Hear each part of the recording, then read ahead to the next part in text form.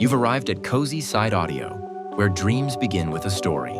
Whether you're studying, journaling, or just chilling, this one's for you. If you vibe with this kind of content, go ahead and like, share, and subscribe for more. CozySideAudio presents Orbiting the Unknown. Part 2. Chapter 14. The Gravity of Ghosts. Time had stopped meaning anything. Elias no longer measured the hours in the blink of navigation diodes or the intervals between oxygen scrubber rattles. Instead, he counted by heartbeats, by how many voices drifted through him before he could rest again, by how long the pulsar's blue-white lash swept across the hull before returning for another pass. The ship had grown louder, or perhaps his senses sharper. Every vibration echoed like a cathedral bell. The groan of stressed alloys reverberated through his bones. The static hum of gravitic shear bled into his teeth, a faint grinding pressure he couldn't swallow away. He'd learned to tell when the pulsar's spin tilted the derelict into a marginally worse orbit. The hull sang differently. The deck flexed, as if scolded by an invisible tide. And over all of it, the crew remained. They were no longer content to whisper at the edges of his hearing. Now they pressed into his thoughts, tugged at memories, tangled his reasoning. Sometimes it was comforting, sometimes unbearable. "Eli," Marquez murmured inside him, her tone more intimate than any living voice had been in years. "You're not supposed to be here. You should have followed us." "You're wasting the reserves," grumbled Chen, pragmatic even in death. "You think you can reorient the trajectory with what's left in the RCS? You do better sealing yourself into cryo, waiting for a miracle."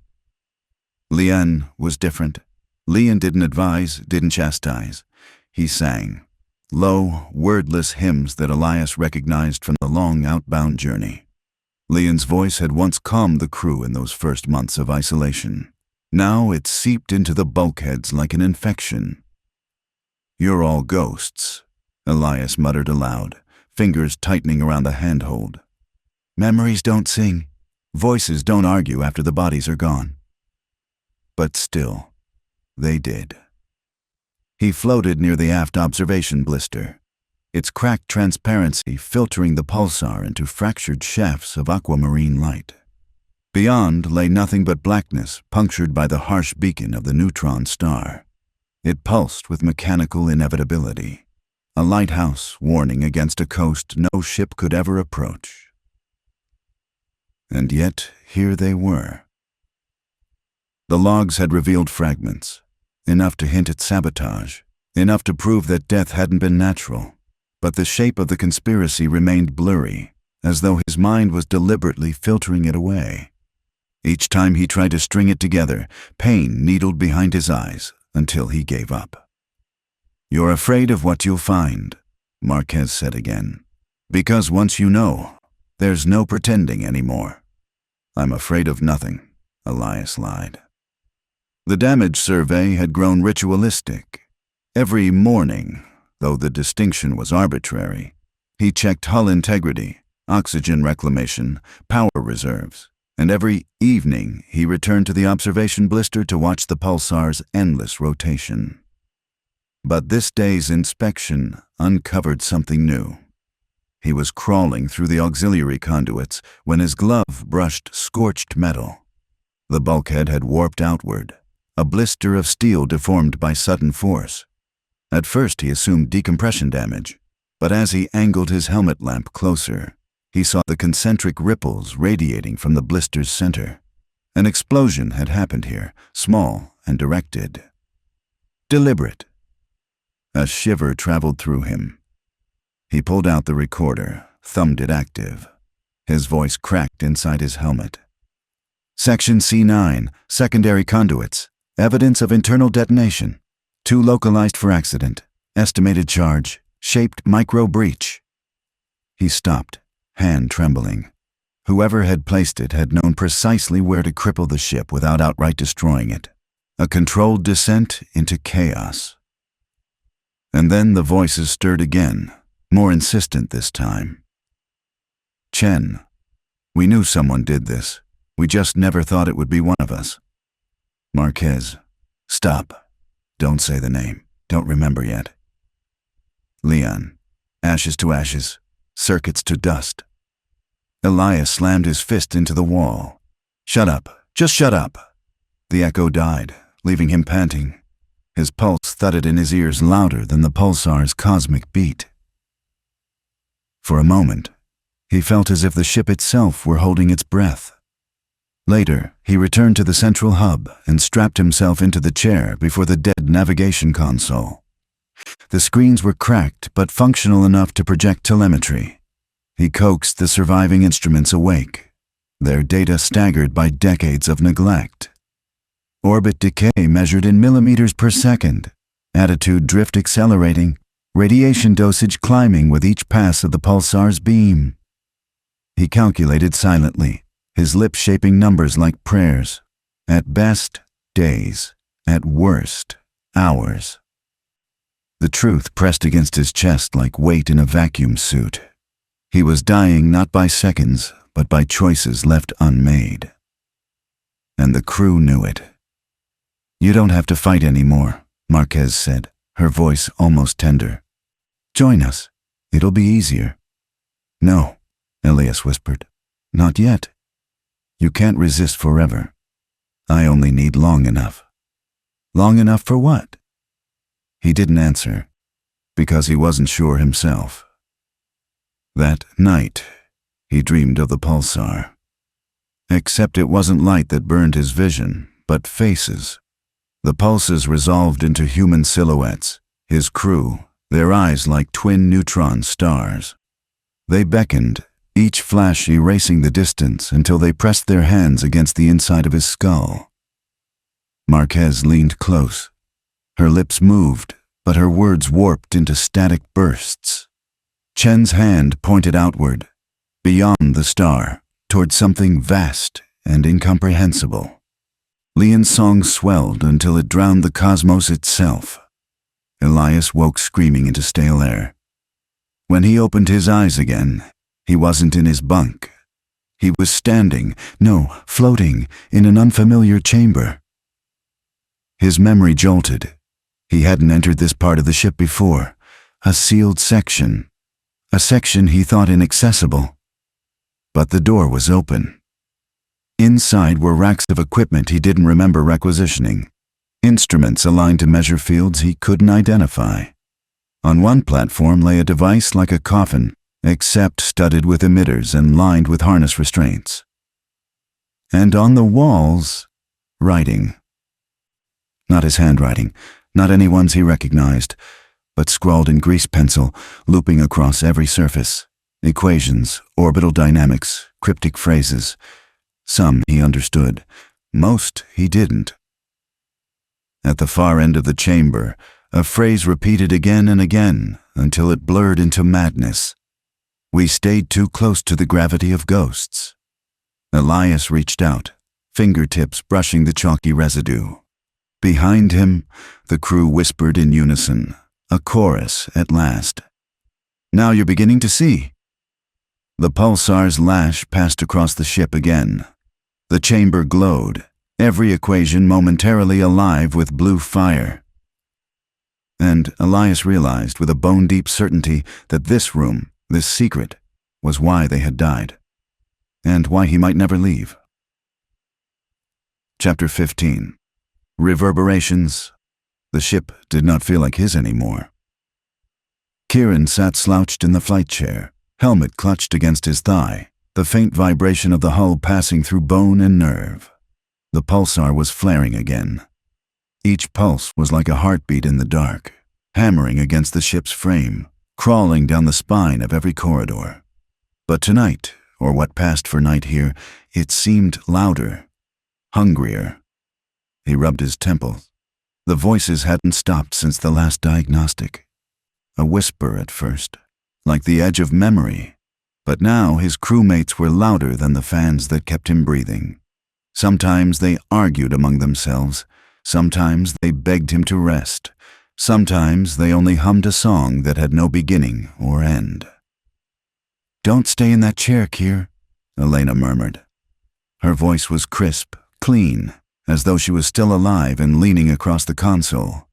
"You'll fuse with it if you sit there much longer. Move, move, or you'll become another shadow in this place." He swallowed hard. "You're not here," he muttered. "You're not." "We are," came Darius's voice. That baritone steadiness, once reassuring, now grated with insistence. "You made us here. You dragged us out of the dark, so we'll stay until you see the truth." The truth. Kieran wasn't sure if he had the strength left to want it. The ship's environmental gauge beeped in dull resignation. Oxygen reserves had dropped again, filters fouled from radiation stress. He'd tried to repair them 3 times. Each attempt had ended with frayed wiring, leaking seals, and his bloodied knuckles pounding steel in frustration. He was running out of tools, running out of air, running out of reasons. He stood, unsteady, gripping the edge of the console. His legs shook from malnutrition and fatigue, but he forced them forward, down the companionway to the crew quarters. He avoided looking at the closed doors. He knew what lay behind them. The corpses he hadn't had the strength to move, those he had sealed away in desperation. Their smell no longer carried through the vents, but their voices seeped through the walls like mold. In his own bunk, the data slate flickered, showing his last recorded log. He tapped it, rewatching his own gaunt face from a day ago. "Supplies dwindling," the Kieran in the recording rasped. "Ship integrity is worsening near the aft coolant arrays. If I don't fix it, the reactor shielding might—" He stopped the playback, unable to listen further. The whispers grew louder. "You can't hold this ship together," Elena said gently, like a confession. "You know that, don't you? We're too close to the pulse. This orbit is poison. It will hollow you out, like it hollowed us." Kieran leaned against the bunk frame, forehead pressed to cold steel. His pulse matched the pulsar's rhythm, every beat a reminder that time was both infinite and fleeting. Yet, in the dark corner of the room, the voice of Dr. Imani cut through the fog. "But there's still the signal." That made him raise his head. Imani had been the mission science officer, precise, meticulous, and more cautious than any of them. She rarely spoke in these hauntings, but when she did, he listened. "The transmitter," she said, clear as if she stood behind him. "You think it's dead. It isn't, not yet. Reroute from life support if you must. One good pulse could reach farther than you think." "But I'll die," Kieran whispered aloud. "If I cut power—" "You'll die anyway," Darius interjected. "That's certain. The question is whether your death carries weight, or if it's just another echo." Kieran pressed his palms into his eyes, seeing nothing but red haze. His choices had begun to collapse into inevitabilities. Stay alive a little longer in this orbit, bones growing lighter, lungs clawing for oxygen, or throw himself into the gamble of a single desperate signal. The ship groaned then, as if agreeing with his dilemma. The hull plates flexed against unseen strain. A subtle metallic scream rippled down the corridors.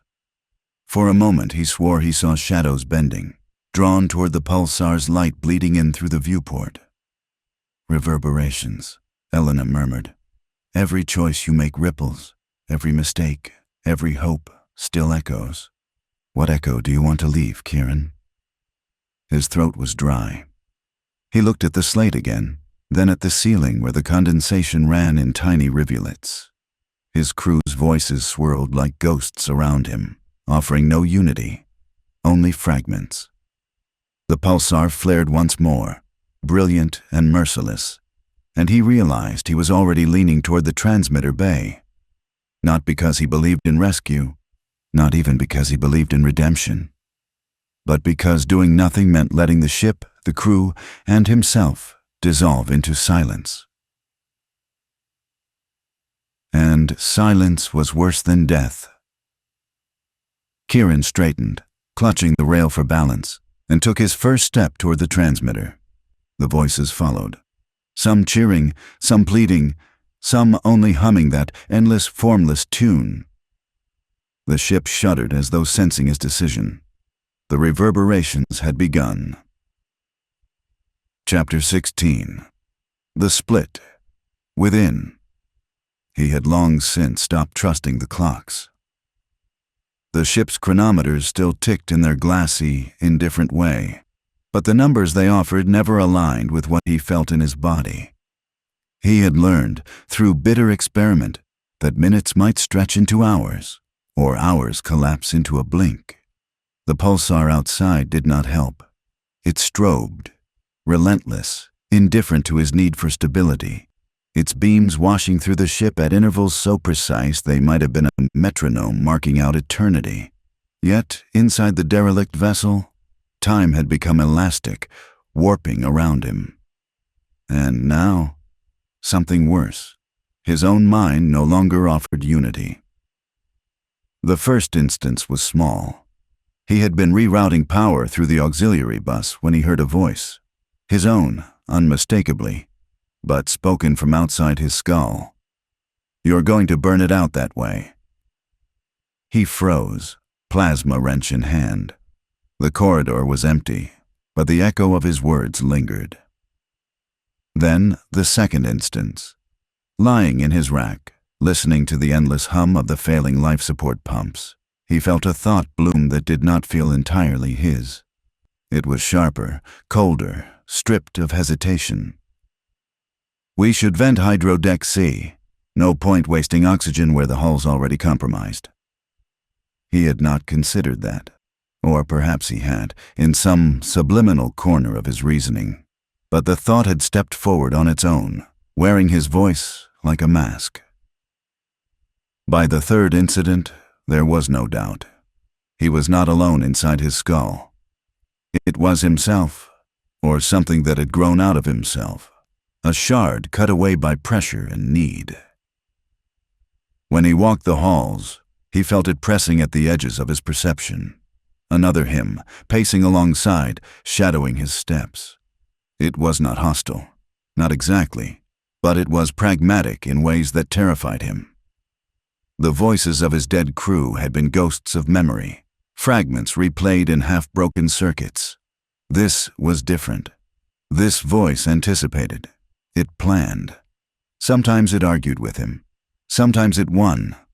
He caught himself in the mess hall mirror, if the fractured sheet of reflective alloy still counted as a mirror. His eyes stared back at him, bloodshot, rimmed with exhaustion. But as the pulsar light swept across the surface, there was a flicker. For an instant, his reflection did not match his own expression. It smiled, thin and knowing. "You are fragmenting," it said. "About time." The reflection did not move in sync with him anymore. For days, if they were days, he negotiated with himself. One voice clung to the mission, to survival, to the faint chance that repairs and rationing might buy him escape. The other voice was ruthless. It counted calories, tallied oxygen use, pointed out which compartments were liabilities and which memories were irrelevant. And the split was not neat. Sometimes he woke with one set of priorities, sometimes the other. Sometimes he could not recall which version of him had taken the last action. Had he shut down Hydrodeck C, or had his other self done it while he drifted in fugue? He stopped being sure. The ship responded to this division, as if mirroring his psyche. The corridors warped subtly under his perception. Once familiar junctions seemed to double back on themselves. The hum of the engines pulsed in syncopation. Two rhythms overlaid. Even the pulsar beyond the viewport seemed in certain moments to strobe at two slightly different intervals. Impossible, yet undeniable. Reality itself seemed to be acknowledging his fracture. At one point, he did not remember choosing to. He left a message in the log. His own voice, calm and clipped, speaking as though he were the commanding officer addressing crew. Split integrity confirmed. 2 operational modes now functional. Recommend continuation of dual path analysis for maximum survivability. When he found the recording later, he had no memory of speaking it, but the logic was sound. He listened to it again and again, until the words felt like they belonged to someone else entirely. It worsened when the crew's voices returned. They no longer spoke as ghosts. They spoke in chorus, weaving themselves into the dialogue between his two selves. It was impossible to know whether they were phantoms of memory or projections of his schism. They debated tactics with his cold voice, mourned with his weary one. At times, he felt less like a single human being and more like a committee of the dead, arguing over what remained of him. And still the pulsar burned, its radiation eating at the ship, at him, at everything. He came to a decision, though even that word was fraught, for which he had chosen it. To split responsibilities. One self would remain caretaker of the ship, patching hull breaches, husbanding power, feeding the hydroponics what little nutrient stock remained. The other would take command of analysis, devoting itself to solving the riddle of what had happened to them all. The accident, the time loss, the presence of the pulsar. 2 men, 1 body. He thought he could manage it. But then came the moment in engineering. He stood before the reactor housing, plasma coils shrieking under load. His hand hovered over the console. One voice insisted the system needed shutdown, risk of cascade failure, meltdown imminent. The other voice demanded power attention. Without thrust, the orbit around the pulsar would decay, dragging the ship into annihilation. Both voices were his, both utterly convinced. For the first time he understood. The split was not going to reconcile. It was widening. He could not contain them both much longer. He saw it in the mirror again that night. Not a flicker this time, but a full displacement. Another version of him stood on the other side, watching, waiting. Soon, the reflection whispered, lips curling. Soon you'll have to choose which of us continues. The pulsar's light flared, washing the ship in white. When it faded, the mirror was empty. But he knew. The other him had not gone. It was waiting. And somewhere deep in the ship, a door opened without his command. Something else had stepped free. Chapter 17. False Echoes. The ship was not silent anymore. For days, weeks, Aris had lived with the hum of failing systems, the ticking of cooling metal, the bone-deep silence of a craft slowly being stripped bare by entropy. But now there were voices, not in his head, not like the lingering impressions of the dead crew, but echoing faintly from the ship's comm system. He sat rigid in the darkened control bay, eyes darting to the battered transceiver array that hung over the console like some rotting organ. The receiver light blinked faintly, once every 10 seconds. A pattern, not random. Morse? No. The blinks weren't tight enough, not human shorthand. They carried a stretched, ponderous rhythm, as if spoken by something that had only just discovered the concept of language. He didn't move at first. His breath fogged the cracked helmet visor he refused to take off now, and he counted each pulse until it began to carve grooves in his mind. 10 seconds, blink. 10 seconds, blink. 10 seconds, blink. And then a faint hiss from the comms array. A whisper, not in his head this time, but carried by real radio static. Aris. His throat closed up. The rational part of his mind screamed. It couldn't be. None of the others had survived. He'd seen their corpses drifting, tethered in darkness, their voices gnawing at him only from within his skull. This, though, this had the bite of an external signal, an intrusion. He forced his hands into motion, scrubbing at the panel, coaxing the dying comms array into functioning. The screen bloomed with jagged telemetry. Carrier waves, a signal, but not from Earth, not from the relay network they had once relied upon. This was coming from somewhere closer. He froze when the console mapped it. The pulsar. The signal source wasn't the ship, wasn't the relay, wasn't some hidden beacon tucked into this derelict orbit. It was bleeding from the pulsar itself, a gravitationally timed echo stitched into the beams of radiation sweeping across the system. And yet, impossibly, it had his name in it. Aris, you can't trust it. The voice of Captain Dryer again, worming in from his fractured memory. But it wasn't the whisper of the comms. It was internal, dredged from that impossible storehouse of recollections that kept surfacing. It isn't her, Dryer said, voice heavy. It isn't any of us, it's using us. Aras gritted his teeth. Then what the hell is it? But Dryer didn't answer. Just silence, letting the pulse of the beacon fill the space where certainty should have been. He tried isolating the waveform, working hands like an automaton. He pulled every remaining watt of power from the environmental systems and drove them into the comms buffer.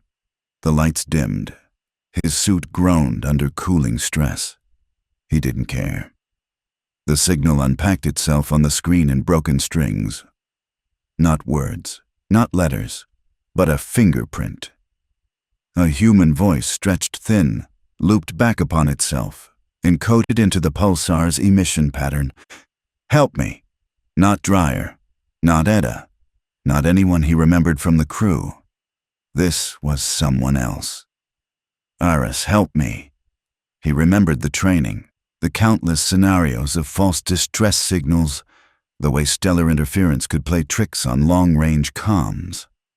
Yet nothing in that training accounted for this, his own name threaded into a stellar beacon 1,000 light-years from home. His mind grasped at explanations. Perhaps the pulsar's beams were acting as a cosmic hall of mirrors, bouncing old transmissions back to him in grotesque parody. Perhaps this was the last radio call of some other ship that had perished here, stretched beyond recognition. But why his name? Why now? He found himself speaking aloud, though his voice cracked with thirst. Who are you? The reply came after a long pulse of silence, another blink of the receiver. Home. The word, bent and strained, made his pulse thunder in his ears. Home. It wasn't possible. It couldn't be. And yet, for the first time since awakening on this ghost ship, the thought took root like fire in oxygen-starved lungs. There might be a way out. The ship groaned as if it heard the thought. Metal stressed, bulkheads shifted against vacuum, a reminder of the price of false hope. He staggered from the console, making his way down the ruined corridors, each step punctuated by that phantom whisper looping in his comms. Home. Home. The crew's voices rose in protest inside his head. Edda warning him, Dryer growling at him, Lynn begging him to stop.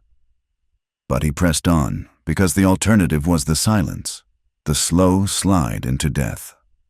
At the far end of the engineering bay, beyond the patchwork repairs and jury-rigged systems, he saw it. The auxiliary beacon, offline, shattered, but not beyond resurrection. If he could align it with the pulsar's emissions, if he could thread his signal through the false echo, amplify it enough to ride the beam outward, maybe, just maybe, it would reach human space. Maybe someone would hear him. And yet, even as his hands set to work, the other part of him knew the darker possibility. That whatever was in the pulsar wanted exactly that. Wanted him to amplify it. Wanted a way into human space. He hesitated, wrench in hand, the blinking receiver still pulsing at 10-second intervals. Home. The word slithered through his helmet speakers again, and he felt the terrible weight of choice pressed down on him. To finish this work was to gamble not only with his life, but with everything beyond. But to stop was to die here, forgotten, orbiting the unknown. And Aris, trembling, still didn't know which would be worse. Chapter 18. The Observer's Truth. Keller had stopped counting the seconds. And time was meaningless here, a ribbon frayed to threads.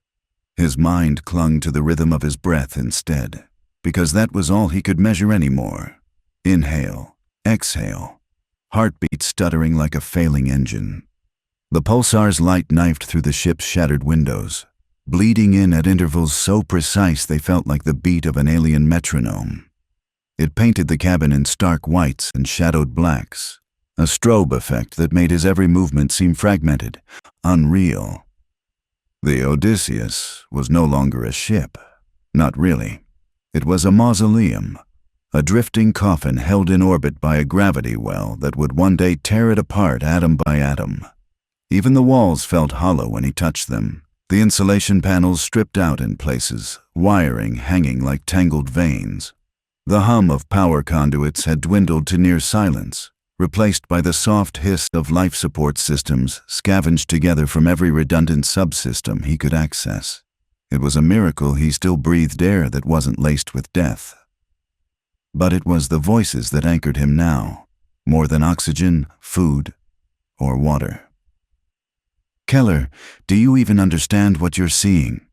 Asha's voice was sharp, incredulous, yet tinted with that faint humor she always carried. This isn't just physics anymore. It's bigger than that. He gripped the edge of the nav console, its cracked surface sticky with dried coolant. "Bigger than physics," he muttered. "Bigger than death, too, apparently. Death is a boundary condition, not a constant." That was Havelock, his calm baritone cutting through the static fuzz that always seemed to accompany his presence. "You're close now. We all are." Close to what? Keller wasn't sure he wanted to know. The black box had yielded its secrets, or some of them at least. He'd replayed the crew's final transmissions until the words were etched into his skull. The experiment they'd been running, an experimental quantum entanglement array intended to study the pulsar's gravitational distortions, hadn't failed. Not exactly. It had succeeded in a way none of them had anticipated. Keller remembered flashes of alarm, calculations cascading across his visor HUD, alarms screaming as if the ship itself had known what they had unleashed. And then, darkness. He'd woken alone, the crew's bodies desiccated and brittle, their faces locked in silent screams. And yet, here they were, still talking to him. Not ghosts, not hallucinations, observers. That's what they called themselves now. "We're still here because you're still observing us," whispered Jin, their engineer, her voice almost childlike in its tremor. "You haven't collapsed the waveform yet. That's why we're not gone." "Waveform collapse," Keller muttered. "You sound like a philosophy major who failed physics." "You always did have a thick skull," she teased softly. And he could almost imagine her sitting cross-legged on the maintenance bay floor like she always had, grease on her cheek and a welding torch in hand. He closed his eyes. "So, you're saying I'm the only thing keeping you alive?" "Not alive," Asha corrected gently. "Real." The revelations had come piecemeal, like assembling a shattered mirror. Every time he slept, and he had to sleep, no matter how much he feared what might come in his dreams, he'd awaken with new memories not entirely his own. Images of star charts, flashes of the pulsar's heart, snippets of math that felt too complex for a single human mind. It was as if the crew's consciousness had been imprinted onto him, their knowledge stitched into his neurons, their voices impossible to shut out. And yet, there was something deeper beneath all that noise, something that pulsed in rhythm with the neutron star itself. A presence. The observer. He first felt it on day 83, or what he thought was day 83. Time didn't flow linearly anymore, not with the gravitational time dilation warping his every perception. It wasn't a voice, not exactly. More like the sensation of being watched. Not by a predator, but by something vast and dispassionate, the way a scientist might observe a bacterium. Every now and then, when the pulsar flared, He could feel that gaze sharpening, as if the universe itself was leaning in closer. "It's studying you," Asha whispered one night when Keller had drifted in and out of consciousness strapped into the command chair. "Just like we studied it. A feedback loop." Havelock's voice joined hers. "We stared too long into the abyss, Keller, and the abyss learned our names." That day, or night, or whatever fragment of artificial circadian rhythm he clung to, Keller decided to suit up again. The EVA suit was a patchwork of repairs now, its seals reinforced with strips of foil tape and polymer resin scavenged from the medical bay. He'd replaced the helmet's cracked visor with a spare that was slightly too small, forcing him to wedge it in place with a bent clamp. But it held pressure, and that was all that mattered. He floated through the broken corridors of the Odysseus, boots magnetizing briefly to each surface as he moved. The ship groaned around him like a dying animal. Entire sections had been vented to vacuum. One wrong step and he'd be adrift in space, his tether snapping him back like a hooked fish. His goal was the observation array. The last time he'd been there, he'd found the quantum entanglement rig frozen mid-cycle, its sensors fried by radiation. But something about that place gnawed at him now. Some intuition that answers lingered there, waiting for him to claim them. As he drifted into the shattered dome of the observation bay, the pulsar's brilliance struck him like a blow. The star was impossibly dense, its surface glowing a cold, furious blue-white. Even through the polarized visor, its light seemed alive, as though it pulsed directly in time with his heartbeat. And then he heard it. A low, resonant hum that wasn't coming from his helmet's comms or his suit. It vibrated through his bones, a sound too deep for human ears, a cosmic bass note that made his teeth ache. The observer was awake. "You feel it, don't you?" Jin's voice trembled. Keller's breath fogged the inside of his helmet. "Yeah, I feel it." He floated closer to the rig, running a gloved hand over its cracked casing. The entanglement drives had burned themselves out, but the core, its exotic matter reservoir, still pulsed faintly. "What the hell did we do?" he whispered. "We reached across the veil," Asha said. "We thought we'd just study the pulsar, map its gravity waves. But we opened a window, Keller. To what? Not what. Who?" He didn't remember grabbing the tethered tablet. Didn't remember bringing up schematics or running diagnostics. His hands moved as if on autopilot, guided by muscle memory that wasn't entirely his own. Lines of code scrolled across the cracked display, half in human script, half in something else. Symbols that flickered in and out of existence as though they only existed when he focused on them. The observer wasn't communicating in words. It was encoding itself in his perception. "Keller," Havelock murmured, and for once, his voice carried something that sounded like fear. "You're merging." He saw flashes of the crew's last moments again, but differently this time. He wasn't just replaying data. He was in it, standing in the observation dome, watching Asha scream as the pulsar erupted with a gamma-ray burst. Jin's fingers flew over the console, her lips moving faster than human speech, muttering strings of numbers. Havelock's hand clutched Keller's arm, pulling him back as light consumed them all. And in that light was an eye, not metaphorical, a literal eye, vast and cold, its pupil a collapsed singularity, its gaze indifferent yet all-encompassing. "It's not malevolent," Asha whispered. "It just sees." When Keller came back to himself, he was floating inches above the rig, his tether taut, his suit alarm screaming at him about elevated CO2 levels. He slammed his gauntlet against the helmet release and sucked in a shaky breath, but the air tasted wrong, metallic and sharp, as if the ship's recycled atmosphere had taken on a new flavor. The voices were silent. All of them. "Asha? Havelock? Jin?" Nothing, only static. He realized, with a gut-deep chill, that their absence felt heavier than their presence ever had. The pulsar flashed again, and for a split second Keller saw himself. Or something like himself. A figure drifting in orbit around the star, his visor reflecting blue fire, his limbs stretched in a cruciform posture. It wasn't a hallucination. It was an overlay, like seeing two timelines superimposed. He felt his heartbeat slow. The observer wasn't just studying him. It was replicating him. He tethered back to the corridor, hands shaking so violently he nearly dropped his tablet. By the time he reached the command module, sweat soaked the inner layer of his suit. He stripped it off, gasping, and collapsed into the chair, staring at the flickering display. His breath fogged the screen as he whispered, "What do you want from me?" And then, for the first time, the observer answered. Not in sound, not in vision, but in an overwhelming, crushing wave of understanding that hit him like a physical force. It didn't want anything.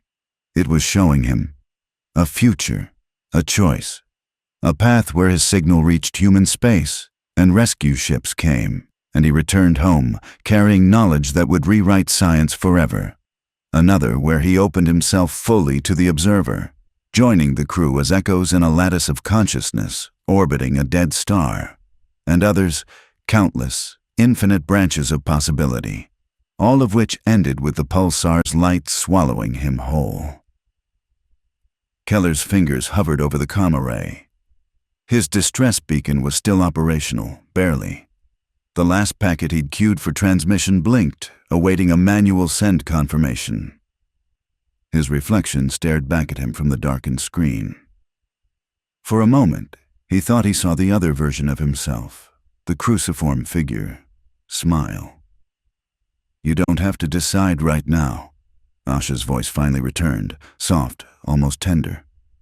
But Keller wasn't so sure, because deep down, he knew the observer was waiting. And time, whatever that meant here, was running out. Chapter 19. The Event Horizon. Within, the pulsar's rhythm had grown louder. Not audibly. There was no sound in vacuum, but a vibration in Cale's bones, a thrum in his mind that felt as if his thoughts had been set to its frequency. It was as though the dying star had chosen him as a tuning fork, resonating with something inside him he hadn't known was there. He floated in the corridor outside the sealed observation deck, gloved hands trembling as they clung to a railing.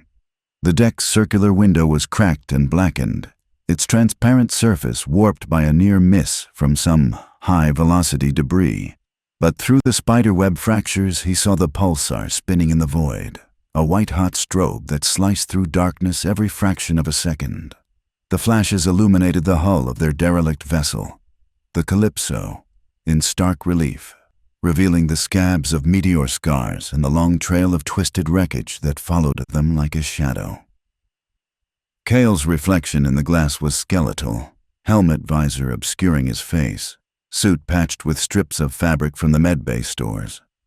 The life support readout on his wrist blinked warnings in harsh red. O2, 23%. He thought about turning back, but that would only mean dying elsewhere.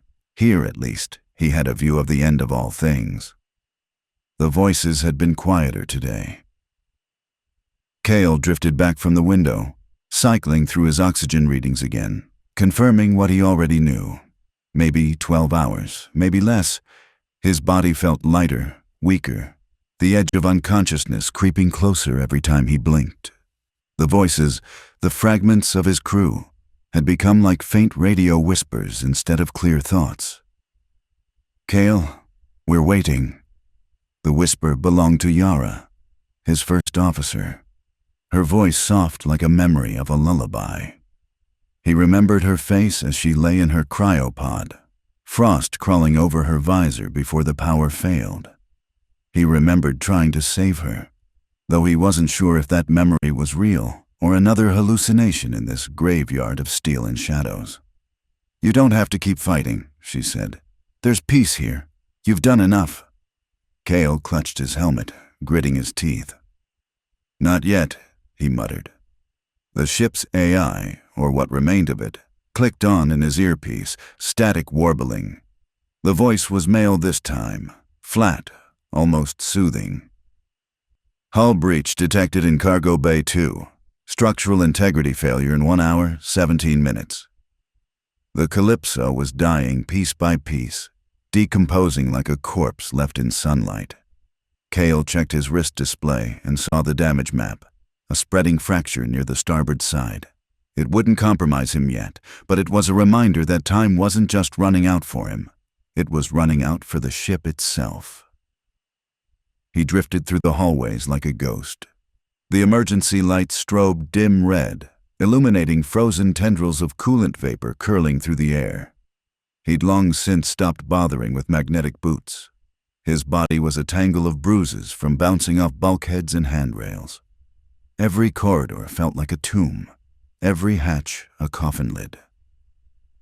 Yet his mind clung to a single stubborn thread: the engine room. If there was even the slightest chance of restoring partial thrust, he might stabilize orbit long enough to transmit a stronger distress signal. Maybe. It was a fool's hope, but hope had kept him alive this long. As Cale floated through the crew deck, something moved in the corner of his visor. He turned sharply, heart hammering, and saw nothing but drifting debris. A spoon, slowly rotating in microgravity. A strip of fabric fluttering like a ghost's veil. Then he heard it. A laugh. Not over comms. No static distortion, no electronic crackle. Just a laugh, echoing faintly in the metal corridors. Cale froze. "Who's there?" The silence that followed was worse than the laugh. He moved on, forcing himself not to glance over his shoulder. He knew what this was. Hypoxia, sleep deprivation, neurological stress. His own brain betraying him. But deep down, some primal part of him whispered another possibility. Maybe he wasn't alone. The engine room was a ruin. Cale floated through the shattered bulkhead and stared at what used to be the Calypso's heart. The reactor core was dark, riddled with holes where superheated shrapnel had punched through during the initial catastrophe. Thick cables hung like vines, charred insulation peeling away. In the center of the chamber was the body. Commander Leto's suit was shredded, his helmet cracked in two. His face was gone, a blur of frost and decay, but Cale knew it was him by the insignia on his shoulder. He floated closer, breath fogging his visor. Leto's arm was outstretched, fingers clutching something. Cale hesitated before prying it from his grip, a data drive, small enough to fit in his palm. His visor HUD recognized it instantly. Engineering Diagnostic Log, Level 5 Encryption. He blinked at the words, heart pounding. The highest level encryption key was Leto's. If the commander had left a final log. Cale inserted the drive into his suit's data port. The playback started immediately. Leto's voice filled his helmet, calm and authoritative despite the chaos he must have been facing when he recorded this. Containment failure is spreading. All attempts at reinitializing the FTL drive have failed. Crew casualties, 73%. We are considering... The recording crackled, cutting out, then resumed. Cale, if you're hearing this, you have to understand, it's not the pulsar. It's not just gravity tides or radiation. Something else is here. It's been here since we dropped out of FTL. I think we woke it up. Cale's breath caught. Leto's voice faltered, a note of fear creeping in. It's in the systems. In us. Don't listen to it. The log ended. Cale stared at the floating corpse, every nerve in his body screaming. He left the engine room with the drive secured in his suit. His mind churned with possibilities. If Leto's encryption still held, the ship's AI might not have been fully compromised. Maybe there was a failsafe he hadn't considered, something buried deep in the engineering schematics. But the voice in his head, the one that wasn't his own, spoke again. "You won't make it, Kale." It wasn't Yara's voice. It wasn't anyone he knew. It was deeper, distorted, like a transmission from a star's core. He didn't answer. He couldn't. Instead, he pushed himself toward the bridge, hand over hand, every corridor feeling narrower than the last. The pulsar's light strobed through the windows, flickering like a dying candle. For a moment, Kale thought he saw movement ahead, a figure floating silently at the intersection of two corridors. A suited figure, visor opaque, unmoving. "Yara?" His voice cracked. The figure tilted its head. Kale blinked, and it was gone. By the time he reached the bridge, his oxygen had dropped to 19%. His chest felt tight, vision tunneling. He docked the drive into the primary console, fingers fumbling over the controls. "Decrypting," the AI intoned, voice glitching mid-word. "Error. Partial data retrieval initiated." Kale leaned forward as the screen flickered. Schematics appeared, massive, intricate diagrams of the Calypso's systems. A list of emergency protocols scrolled rapidly, most marked unavailable or offline. But one stood out, highlighted in amber. Protocol Singularity Shield, initiate at core level. Kale's eyes widened. He'd heard of it only as a theoretical measure. An experimental shield array designed to protect ships from catastrophic gravitational collapse. If activated, it might buy him hours, maybe even days. But the activation required direct manual override in the reactor core, where Leto's body still floated. Kale's pulse quickened. He stared at the word "initiate" on the screen, his finger hovering over the confirmation icon. Then the lights flickered. For a split second, the reflection in the console wasn't his. It was Leto's face, pale and eyeless, mouth moving in silent words. Kale recoiled, hitting the console with his knee. When he looked again, his own reflection stared back. The AI spoke, voice distorted beyond recognition. "Kale, why are you fighting?" The pulsar's light bathed the bridge in white. Kale gripped the console, forcing himself to breathe. He could feel it now, the presence Leto spoke of.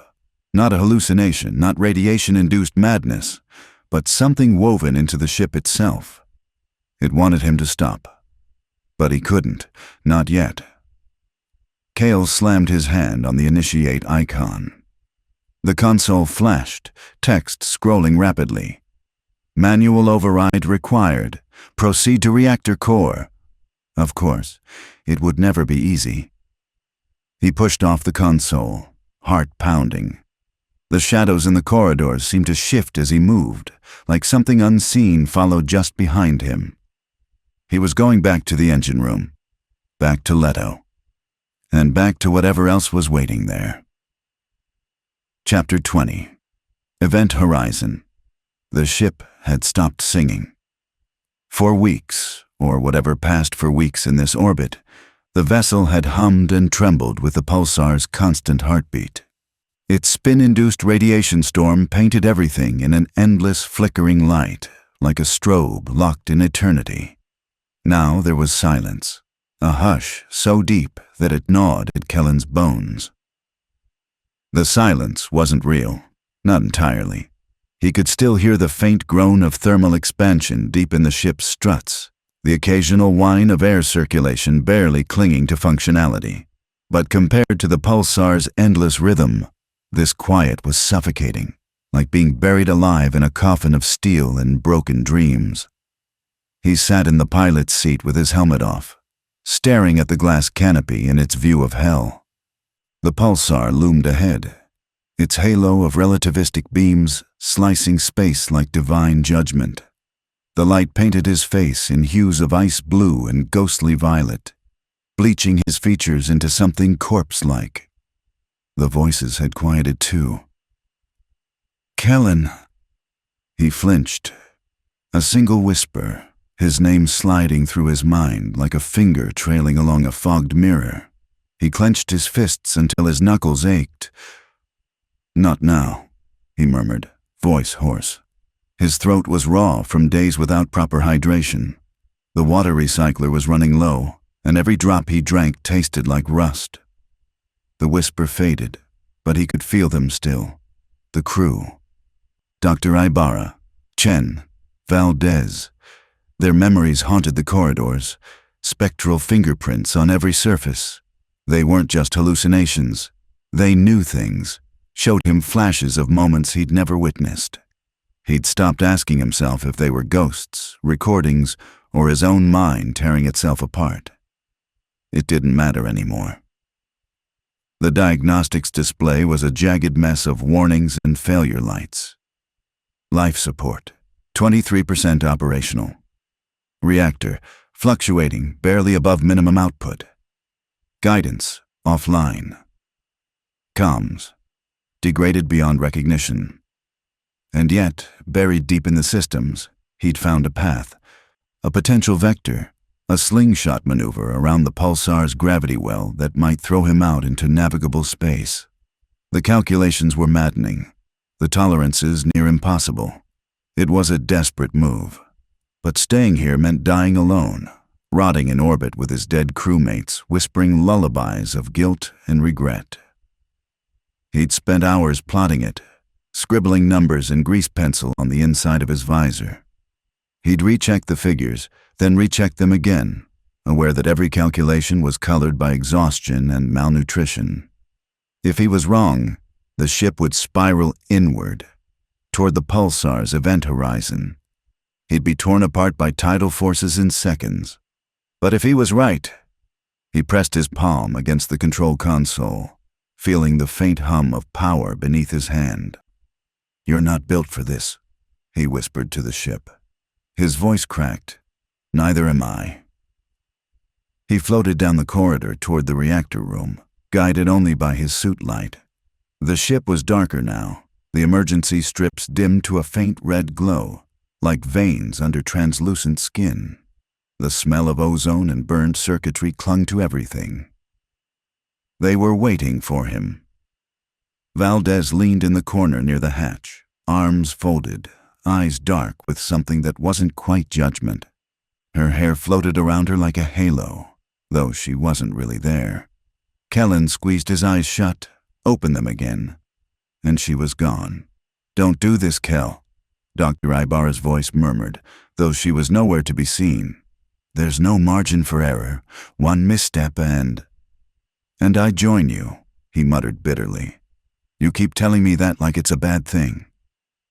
He crawled into the reactor bay, feeling the thrum of machinery through his gloves. The reactor core glimmered faintly in its containment chamber, flickering as though it too was tired. The EVA suit was patched in 6 different places, and the helmet seal had developed a slow leak he couldn't fix. He'd have to trust that it would hold, at least long enough for the maneuver. He tethered himself to the maintenance rail and drifted out toward the ship's damaged thruster array. The pulsar dominated the void, a lighthouse of doom casting its deadly beams in sweeping arcs. He could almost feel the radiation gnawing at him, even through the suit's shielding. He anchored himself, activated his mag boots, and worked quickly. The thruster housing was warped, one nozzle bent slightly inward from an earlier collision. He needed perfect vectoring for this to work, and this thruster was throwing everything off. "Kel," Chen's voice this time, calm, steady. "You're shaking." He gritted his teeth. "You're dead, Chen. Doesn't mean I'm wrong." Sweat pooled at the base of his helmet as he realigned the thruster. The tools felt heavy in his hands, and his vision blurred at the edges. His body was breaking down. Weeks of malnutrition and radiation exposure had hollowed him out, left him trembling and weak. But he finished it, bolted the assembly back into place, sealed the panel. 1 breath, 2. He pushed himself back into the ship, collapsing against the bulkhead as the hatch closed behind him. The cockpit smelled faintly of burned insulation. He sank into the seat, fingers hovering over the controls. "This is it," he whispered. The ghost of Dr. Ibarra leaned over his shoulder, her face pale, her expression unreadable. "No turning back." He almost laughed. "There hasn't been for a long time." He initiated the sequence. The ship rumbled, systems straining as the reactor pushed out every ounce of power it could muster. Thrusters came alive, sending vibrations through the hull. The ship began to spin, aligning itself for the slingshot maneuver. The pulsar's light flared across the canopy, and for a moment, Kellen felt weightless in a way that was different from zero gravity. Weightless, like he was already dead. "Trajectory locked," the navigation computer croaked in a damaged voice. "Warning, extreme proximity to gravitational event horizon." "Yeah," Kellen muttered. "I know." The burn began. The ship screamed like a dying animal, its frame groaning in protest. The acceleration slammed Kellen back into his seat, crushing his chest. He gasped, vision tunneling, fingers clawing at the harness straps. The pulsar filled the viewport, its gravity clawing at them. The ship rattled violently, alarms shrieking. "Hold together," he shouted, though he wasn't sure if he meant the ship or himself. The voices screamed with him, a cacophony of cries, warnings, sobs. "Kel, left bank thruster is overheating. We're not going to make it. Too close, too close." And then, silence. The ship broke free of the pulsar's gravity well, slingshotting into the darkness. Kellen's head slammed against the seat, and for a moment he thought he'd blacked out, but then the view outside changed. The pulsar shrank into the distance, its deadly beams no longer tearing at the edges of the ship. They were free, but the cost was immediate. The ship's systems blinked out one by one. Life support screamed warnings. The reactor's output dropped dangerously low. The frame creaked, buckled in places. He'd survived the maneuver. For now. Kellen unstrapped himself and floated in the dead silence of the cockpit. His breaths came in ragged gasps. "We're clear," he whispered. His voice trembled. "We did it." A whisper answered him, soft as breath. "For now." He closed his eyes, head resting against the cracked console. The stars ahead seemed colder than ever. Somewhere behind him, a single warning light flickered. Chapter 21, Ghosts in the Pulse. The pulsar's light strobed across the wrecked bridge, a relentless beat that marked each passing second like a hammer against Dr. Elias Reeves' mind. He was beginning to hate that light, the cold blue arcs that flickered across the shattered control panels, glinting off the faces of his dead crewmates. Their bodies had been cleared from this section days ago, but in his mind, he still saw them slumped in their chairs, mouths agape, eyes reflecting that alien glow. Now, though, it wasn't just memory playing tricks on him. The whispers had evolved into something sharper, clearer. He had been stripping one of the auxiliary panels for parts, methodically working through the mess of wires and broken relays, when a voice behind him had said his name, not in the soft, almost static-laden way the voices usually reached him. This was conversational, as though someone were actually there, breathing down his neck. "Elias," it said, with an edge of irritation he knew too well. He turned, wrench in hand, knuckles white. No one was there. But Captain Mallory's voice was unmistakable. He could almost see her, the sharp cut of her jaw, her hair tied back in that severe bun. Her piercing gaze fixed on him like a laser. "You're wasting time," she said, though her lips didn't move. "Every second you tinker, the orbit decays. You know what that means." He muttered a curse and bent back over the panel, but his hands trembled. She wasn't wrong. The pulsar's gravitational grip was unrelenting. Even stabilized, the derelict ship had only so much time before it slipped further into the well. And yet, part of him wasn't sure if he wanted to fight anymore. That thought scared him more than the voices. The engineering deck was colder than before, though he couldn't find a reason why. Life support was failing in ways that weren't entirely physical. The system's readouts didn't match what his senses told him. He could see frost forming on the bulkhead panels, feel the sting in his fingers as he worked. Yet the ship's thermals claimed a comfortable 16 degrees Celsius. Another sign of his unraveling mind, or something else. The hum of the pulsar's energy, faint but omnipresent, reverberated through the hull. It was becoming a companion of sorts, that constant thrum, like a heartbeat echoing in deep space. Sometimes he could almost imagine it forming words, patterns hidden within the noise. That illusion shattered when a new voice joined him, this one not Mallory's. "Shouldn't have tried to fix it," drawled Harker, their chief engineer. His voice was as raspy as Elias remembered, punctuated by the sound of phantom chewing gum. Should have let it drift. Would have been easier for everyone. Elias closed his eyes, bracing himself against the panel. "You're dead," he said softly. "Yep," Harker chuckled. "And you're next, Doc. Don't pretend you don't feel it." The lights flickered, and when Elias looked up, he saw Harker leaning casually against the far wall, arms crossed. Not a hallucination, at least, not in the usual sense.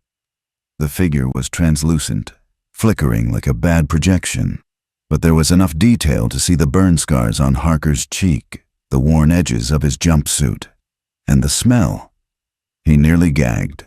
The scent of burned insulation and scorched flesh clung to this apparition, a visceral reminder of Harker's final moments. Elias stumbled backward, wrench clattering to the deck.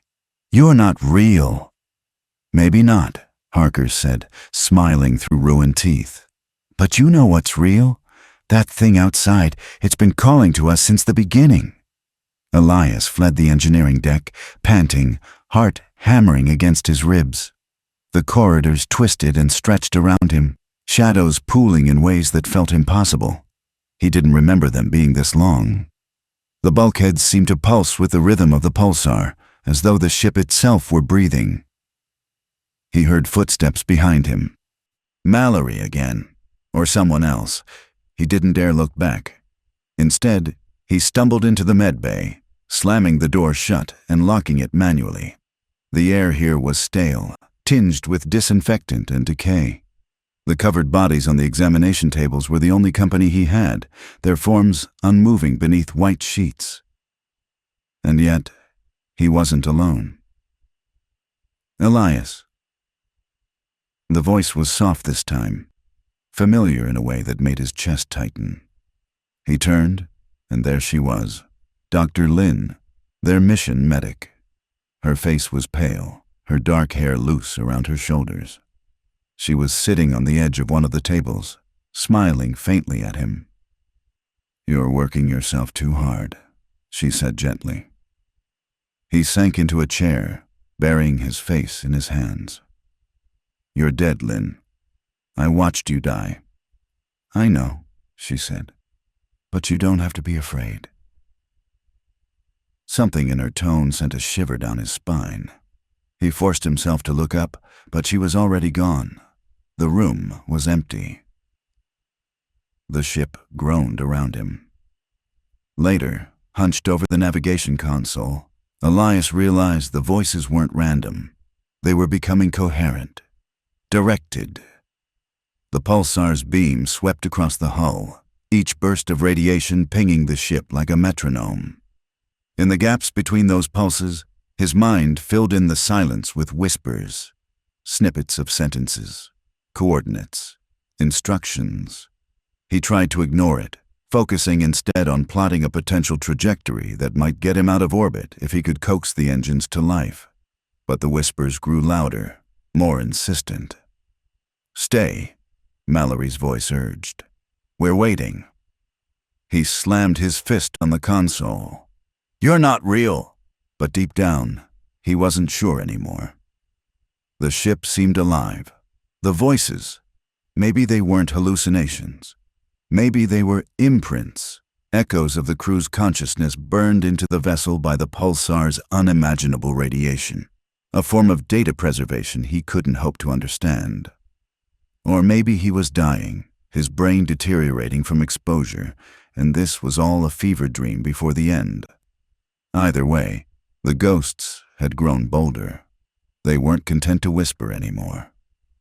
They wanted him to choose. When he finally crawled into the narrow bunk in his quarters, exhausted beyond measure, he caught his reflection in the cracked mirror across the room. For a split second, he didn't recognize the man staring back. His face was gaunt, his eyes sunken, his skin sallow and bruised. But that wasn't what made him recoil. It was the figure standing behind him. Mallory. Smiling. Chapter 22.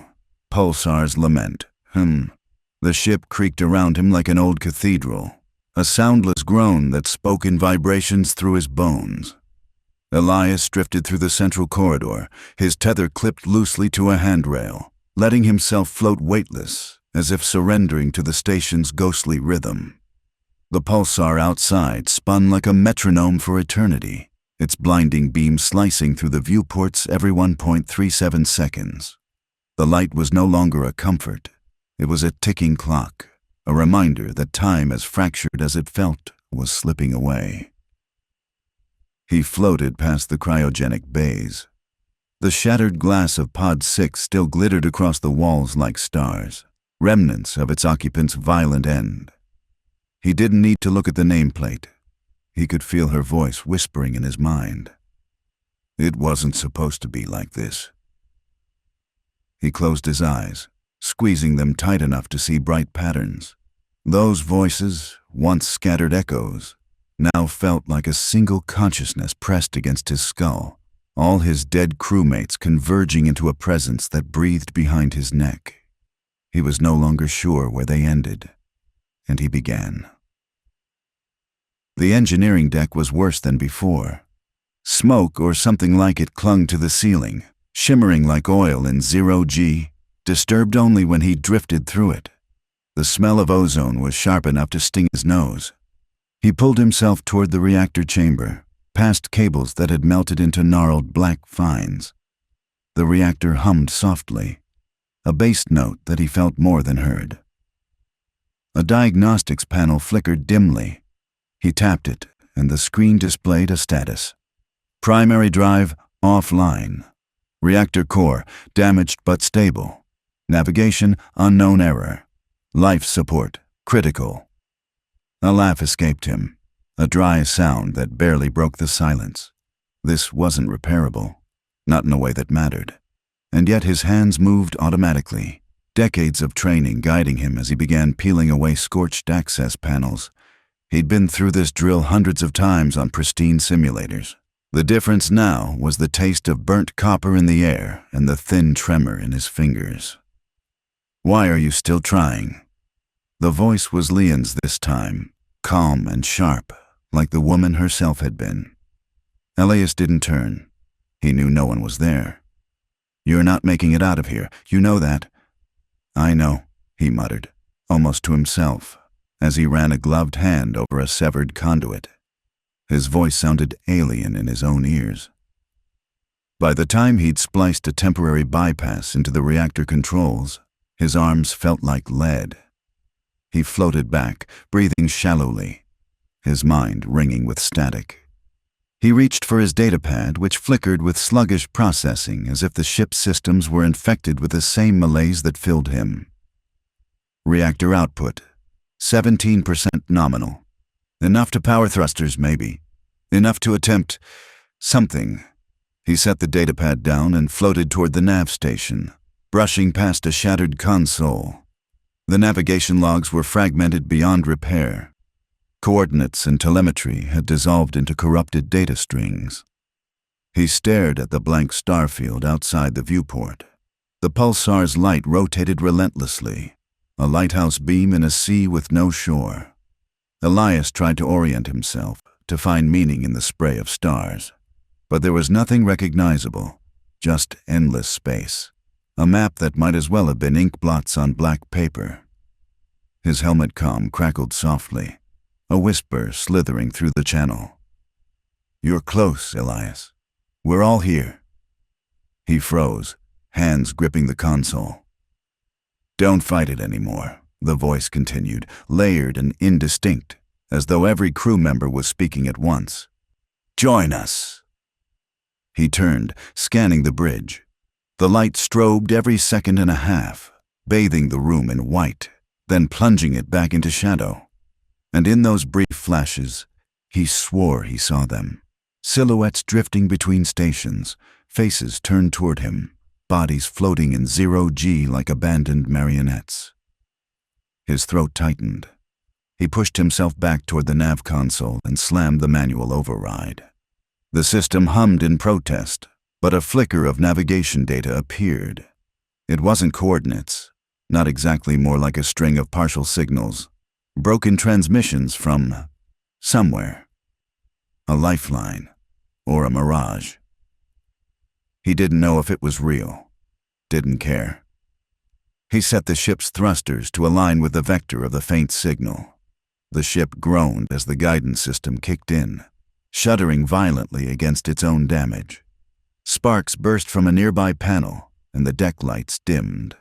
"You won't make it," one of the voices said, flat and emotionless. "There's no home anymore." "Maybe not," Elias muttered. His fingers flew over the controls, locking in the thruster sequence. "But I can't stay here." The pulsar's beam swung across the viewport again, a flash of brilliance, and he felt its pull, not gravitational, but something deeper, like it was staring into him, cataloging him. Every second that passed under its gaze felt like a judgment. The ship groaned louder as the thrusters ignited. The acceleration was weak, pitiful, but it was movement. Elias strapped himself into the captain's chair, feeling the vibration hum through his body as the ship turned slowly, like a dying animal dragging itself across the floor. "Come on," he whispered. "Just get me lined up." The voices grew louder, whispering over one another, a choir of static. He closed his eyes and pressed his palms to his temples, trying to focus. For a moment, he swore he felt hands on his shoulders, cold and weightless, pulling him backward. He opened his eyes and the bridge was empty again, save for him. The course was set. The thrusters fired again, straining against their own limitations. The stars shifted in the viewport as the ship angled toward the faint signal. The pulsar's beam passed again, slower now, or maybe his perception was fracturing time itself, bending under the weight of his exhaustion. Elias unstrapped himself and drifted toward the rear corridor, his body moving on instinct. There was one last thing to check before committing: the comms array. If he could send even a fragment of a message, a ping. The array bay was a mess. Panels hung from their hinges. Cables coiled through the air like sea serpents. He floated to the console and booted the system, waiting as it cycled through error messages. Finally, a single status light blinked. Transmit. Possible. He typed with shaking hands, sending a basic distress beacon along every frequency he knew. The system stuttered but accepted the command. A soft ping echoed through the bay, confirming the broadcast. As he drifted back toward the bridge, the whispers followed him, louder than before. "You won't escape. We're waiting for you. Come home." He ignored them. The ship creaked violently, a sound that reverberated in his bones, but the thrusters burned, and for the first time since waking up in this graveyard of a vessel, they were moving. Elias sat back in the captain's chair and stared out at the void, the pulsar shrinking behind them like an eye blinking shut. The signal he'd found was faint, uncertain, but it was something to chase, something alive. For now, that was enough. Chapter 23, The Edge of Silence. The pulsar's light strobes through the skeletal remains of the Erebus, each flash a cold heartbeat marking time's relentless crawl. The ship is quieter now, not because its systems have improved, but because there is less left to fail. Half the airlocks remain sealed by necessity, power grids are choked to minimal function, and the hum of circulation fans has been replaced by a hollow wind whistling through torn metal. In the dead zones, frost blossoms in fractal whirls along bulkheads, glittering and strobing pulses as if the ship itself were crystallizing from the inside out. Commander Rian Vey drifts through this half-dead carcass of steel and circuitry, tether coiled around his wrist like a lifeline. His visor displays warnings he no longer bothers to acknowledge. Oxygen 31%, core temperature 4 degrees Celsius, exposure limit approaching. His pulse quickens, not out of fear but fatigue. Each breath feels weighted, as though the ship is pressing him down from all sides. The voices have gone quiet. They were constant once murmurs, whispers, sobs, an overlapping chorus of his crew's personalities bleeding through whatever fractured veil separates him from them. He can still recall their faces in startling clarity. Alina's furrowed brow as she rerouted power. Dr. Yates' smirk even as the radiation alarm screamed. Kai's steady voice over comms, keeping him calm in the chaos. Now those voices have dwindled, fading into static that curls around the edges of his mind. Whether this is a mercy or a sign of something worse, he doesn't know. The reactor corridor looms before him like a cathedral desecrated by neglect.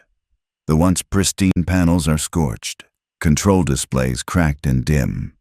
His flashlight beam flickers over handprints smudged in soot and grease, evidence of frantic repair attempts by crewmates who never made it out.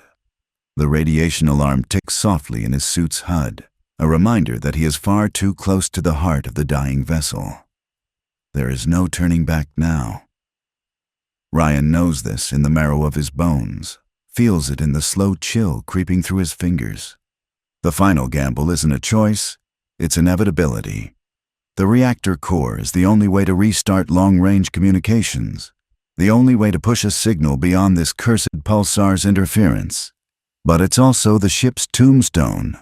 One wrong step, one miscalculation, and Erebus will simply stop existing, a forgotten husk orbiting endlessly, carrying his body as its final passenger. He floats closer to the control console, boots finding purchase on the grated floor. His gloved hands tremble as he brushes frost from the panel, revealing cracked screens still faintly glowing. A distorted reflection of his own helmet visor stares back at him. Pale skin stretched thin, eyes rimmed red, hair plastered damp to his forehead beneath the helmet. He hardly recognizes the man looking back. "All right," he mutters to himself. His voice is a ghost in his helmet, distant and raw. "Let's see if you're still alive, old girl." The reactor's control suite sputters reluctantly to life, flickering readouts scrolling across shattered glass. Power output negligible. Coolant flow compromised. Containment integrity unstable. The numbers blur together, but he knows enough engineering to recognize what they mean. Erebus is a miracle for still holding together at all.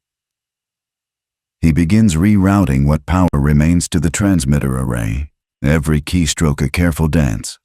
Sparks leap from exposed wiring nearby, illuminating the chamber like lightning in a cave. His breath fogs inside the helmet as he works, sweat and cold mixing into an uncomfortable clamminess. Then, faintly, a voice. "Ryan." His head snaps up. The sound wasn't through his comms, it was inside his skull, as soft and fragile as a dream. "Alina," he whispers, though he knows speaking won't bring her back. The voice doesn't answer. Instead, there's a flicker at the corner of his visor, a face, half seen, features indistinct yet achingly familiar. For a moment, the cold reactor room seems warmer, bathed in the memory of laughter and sunlight. He clenches his fists, forcing himself to focus. He cannot afford to listen now. His hands move faster, rerouting power to the backup transmitter. Systems groan under the load. Warnings flash scarlet across his visor. Core containment breach. Risk 67%. Almost there, he mutters, more to himself than anyone else. His fingers dance across the controls, bypassing safety locks he no longer has time to respect. The ship shudders as power flows through systems that haven't been active in months. Somewhere deep in the hull, metal groans like a wounded animal. The reactor's hum rises. The room vibrates faintly beneath his boots, and Ryan feels it in his chest, a deep, thrumming heartbeat of dying machinery. "Please," the voice again, closer this time. "Don't!" He shuts his eyes for a fraction of a second. They're not real, they're fragments, echoes. He repeats the mantra to himself, but doubt gnaws at him. What if the voices are right? What if he's damning himself by trying to survive? Another alarm blares, dragging him back to the present. The transmitter array is online, its interface sputtering, signal strength, unstable but functional. He has one shot, and he begins inputting coordinates manually, hands moving on instinct. It's a slow process, every system lagging, every keystroke delayed by freezing circuitry. Sweat trickles down his neck, and the HUD screams about oxygen depletion, 19% remaining. A sudden bang reverberates through the corridor, followed by the hiss of escaping gas. He spins, flashlight beam catching a spray of shimmering frost venting from a ruptured coolant pipe. The reactor's temperature spikes on his display, climbing with horrifying speed. "No more time?" He slams his hand down on the final command. The transmitter screeches to life, energy surging through the relay dish outside the ship. The reactor's hum crescendos into a deafening roar, systems straining against their own decay. For a moment, the pulsar's light vanishes in a wash of static across his visor. The universe feels utterly silent, suspended in that instant between survival and annihilation. Then the signal launches. A surge of light arcs from the ship's comms array, vanishing into the void beyond the pulsar's interference halo. Ryan's HUD registers confirmation. Message sent. His relief is brief. The reactor's readouts plunge into chaos, coolant loss critical, containment breach imminent. Radiation alarms shriek as he disconnects his tether from the control station and begins hauling himself back toward the access corridor. But as he glances back, he sees them. Alina, standing by the shattered console. Kai, leaning against the bulkhead with a faint smile. Dr. Yates, arms crossed, eyebrows raised in mock disapproval. The entire crew is there, spectral and silent, bathed in the pulsar's flickering light. They don't speak. They don't need to. "Not yet," Ryan breathes. His voice cracks as he pulls himself away, heart pounding, lungs aching. "Not yet." The reactor's hum becomes a scream, a white-hot roar reverberating through the steel bones of Erebus. The lights flicker out, plunging the ship into darkness broken only by the pulsar's cold heartbeat. Ryan floats through the shadows, every muscle burning with exhaustion, every breath tasting of tin and fear. He doesn't know if he'll reach the cockpit before the reactor blows. He doesn't know if the signal will ever be heard. All he knows is that he's alive for now, and the voices, for once, are silent. Chapter 24. The Silence. The pulsar's beam knifed across the darkness like a blade of white fire, its rotation so precise that Cade could predict every sweep down to the microsecond. Yet, even from this distance, its glare pierced his retinas, making the edges of the cockpit blur with afterimages. Hull stress alarms screamed in overlapping tones, the vessel's ancient frame groaning like an animal in pain as magnetic shears tugged at every bolt. He had been awake for hours, days. Time dissolved into a sluggish haze, measured only by the flicker of his suit's dwindling oxygen readout. Somewhere deep within the bowels of the ship, decompression had gutted entire sections, leaving long corridors open to vacuum. He'd stopped sealing hatches. What was the point? The ship wasn't a vessel anymore. It was a coffin. The voices came again.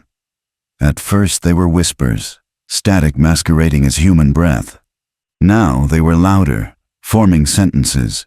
He could pick out names, crew members who died cycles ago, their bodies long since atomized by exposure. "Turn back, Cade. You don't have to see it. We're waiting."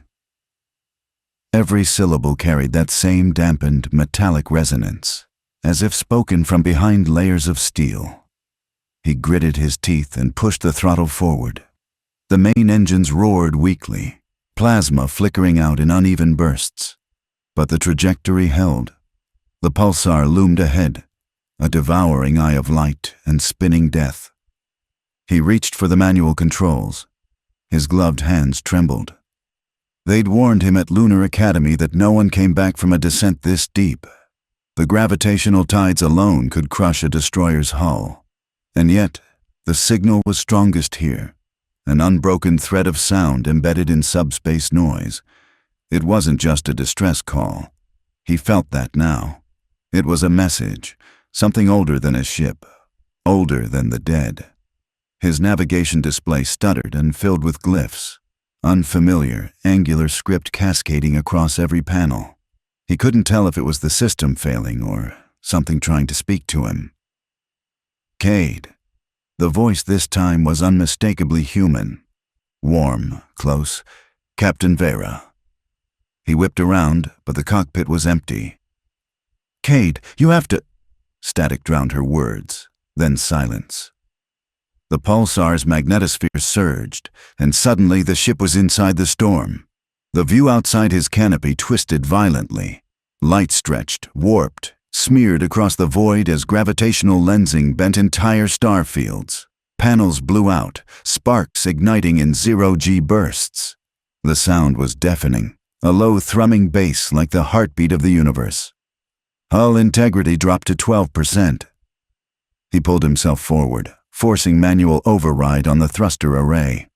If he timed this right, he could slingshot through the pulsar's magnetic pole, where the beam was weakest, for one brief window. If he failed, the ship would atomize.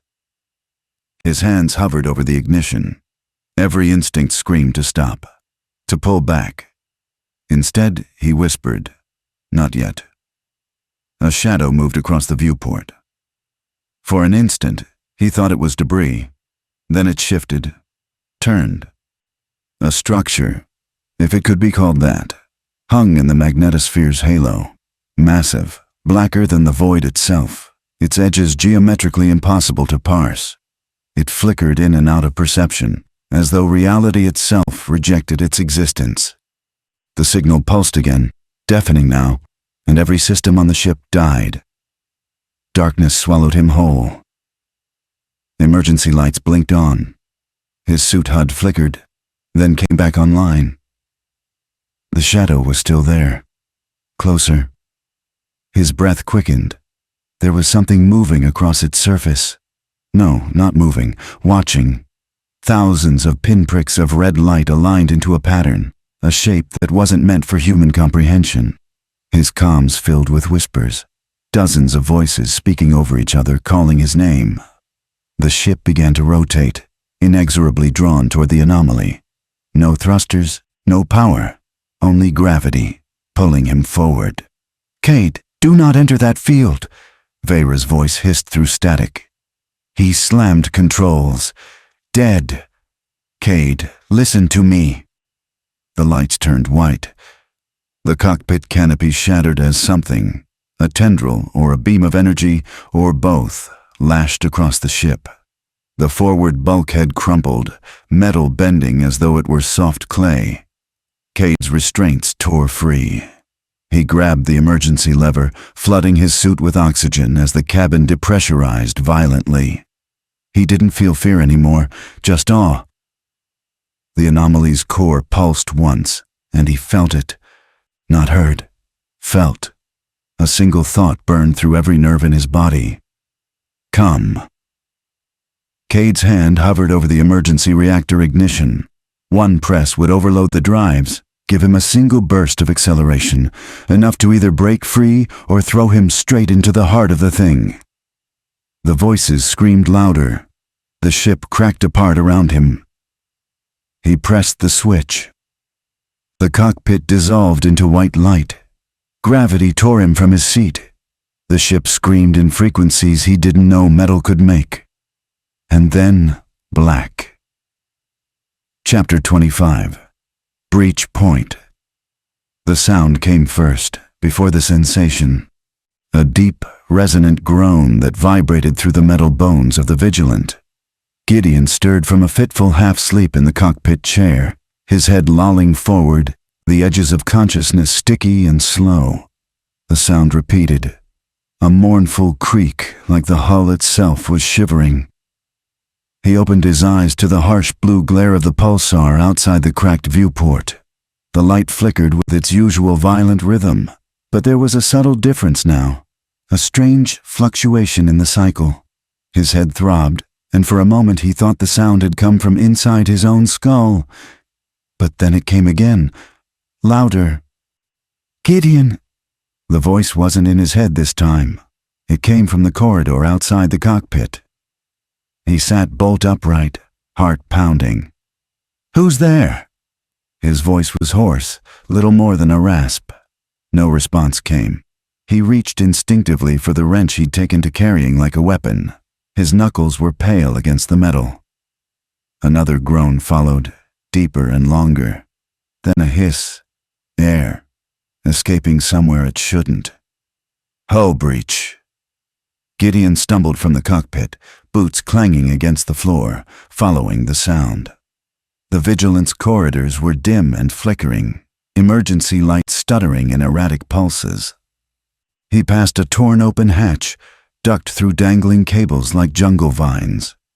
The sound grew louder as he neared the aft cargo hold. A breathless whisper followed him. "We're waiting, Gid." His heart stopped. That was Hale's voice, soft and warm, exactly as it had been before Hale's body had drifted into the starboard observation bay, glassy-eyed, skin already graying. Gideon tightened his grip on the wrench. "Not real," he whispered to himself. "Not real, not real." But he wasn't sure anymore. He reached the cargo hold. The doors were slightly ajar, one motor jammed halfway through its cycle. A faint mist of frost curled from the seam, catching the light in ghostly trails. He pressed the manual override. The doors groaned open. The sight hit him like a blow. A jagged tear had split the starboard wall of the hold wide open. Emergency shielding flickered and spat, struggling to contain the void beyond. The pulsar's light streamed in, harsh and merciless, illuminating floating debris. Cargo containers, scraps of equipment, and something else. Bodies. At least 3 crew members drifted in 0G, tethered loosely to handholds, their faces pale and slack. Their eyes glimmered faintly in the flickering light. Gideon's breath caught in his throat. He knew them.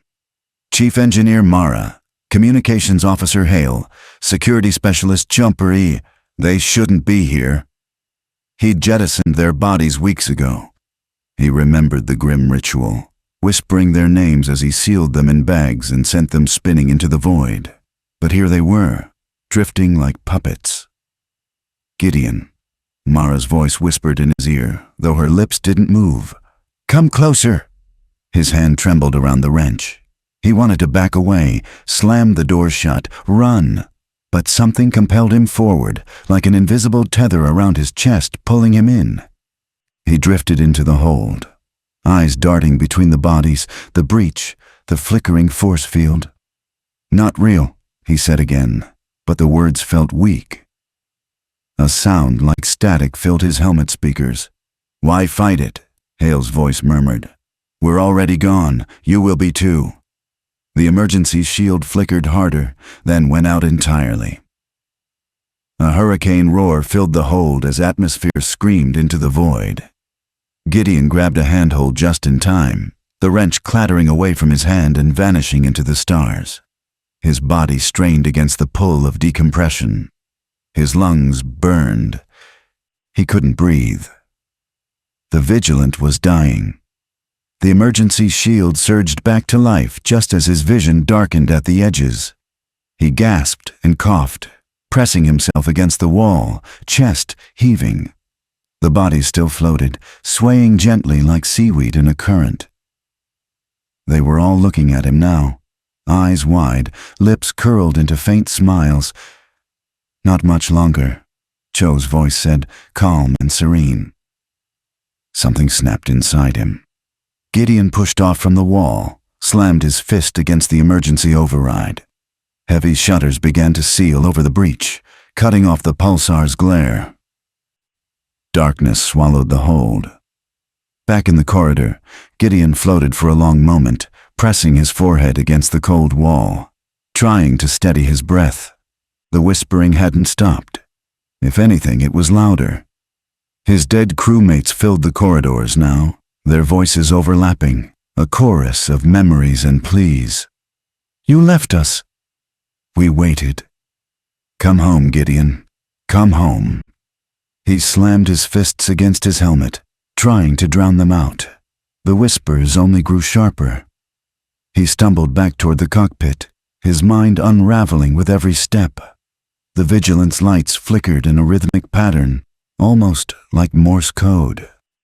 The pulsar outside seemed brighter now, closer. He stumbled into the cockpit, slamming the hatch behind him.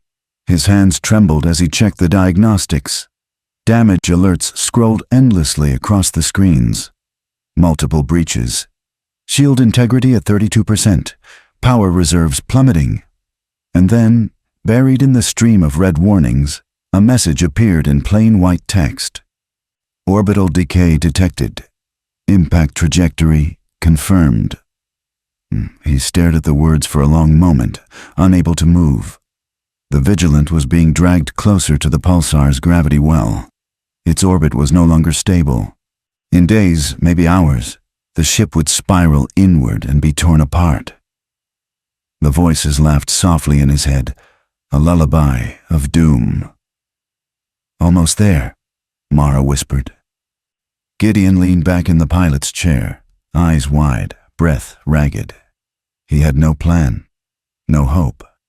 The ship was breaking apart. The dead had come back to haunt him, and the pulsar waited patiently, a silent predator in the void. The cockpit lights flickered and dimmed. Somewhere deep in the Vigilant, a bulkhead collapsed with a thunderous crash. The ship shuddered, and the view outside tilted. Gideon clutched the arms of the chair, feeling the pull of inevitability tighten like a noose. He was running out of time. Chapter 26. Event Horizon. The bridge was silent now. No whispering ghosts. No ambient hum of half-dead consoles sputtering their coded death rattles. The quiet pressed against Commander Elias Raines's skull, a hollow weight that felt heavier than gravity. He sat strapped into the captain's chair, fingers trembling around the edges of the cracked armrests, staring at the viewport. The pulsar's light strobed in violent intervals, flooding the cabin with a ghostly wash of white every 1.7 seconds. It felt like the heartbeat of something ancient, predatory, and utterly indifferent to their survival. Elias exhaled slowly, his breath fogging in the thinning air. His body ached, ribs sore from a recent fall when the artificial gravity glitched mid-deck.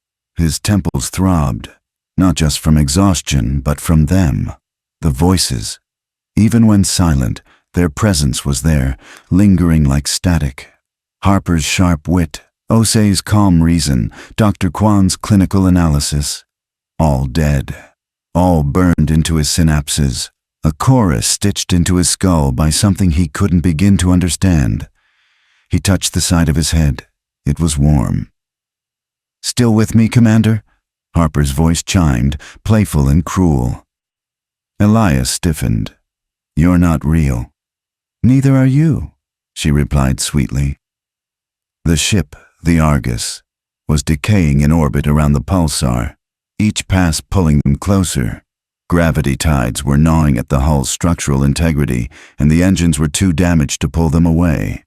He had spent hours crawling through the narrow maintenance shafts, rerouting power, scavenging burnt-out circuits. Each fix was temporary, every solution just one patch over an inevitable tear. He opened a diagnostic screen on the flickering console. Radiation warnings bled red across the interface. Oxygen supply, 8 hours, 14 minutes. Power reserves, 6 hours, 22 minutes. Escape pods, destroyed. Elias swallowed hard. The pulsar's light washed over him again. It made the bridge feel like a strobe-lit coffin. "Why are you still trying?" Dr. Kwan's voice cut in, clinical but heavy with an echo of sympathy. "Statistical modeling indicates no scenario in which you survive." "I know," Elias whispered. His voice cracked, dry from dehydration. "But you wouldn't stop either." He left the bridge, forcing his body to move through the corridors that were now unrecognizable. Bulkheads warped by heat exposure and sudden depressurization looked like melted sculptures, twisting down claustrophobic passageways. His helmet light illuminated frost creeping along the walls. Life support was dying faster than predicted. The ship smelled of ozone, burnt wiring, and something else, an earthy, organic rot that didn't belong in sterile steel corridors. He ignored it. He had learned early not to investigate every sound or scent. Some mysteries weren't meant to be solved. At engineering, he slid through a half-jammed bulkhead door.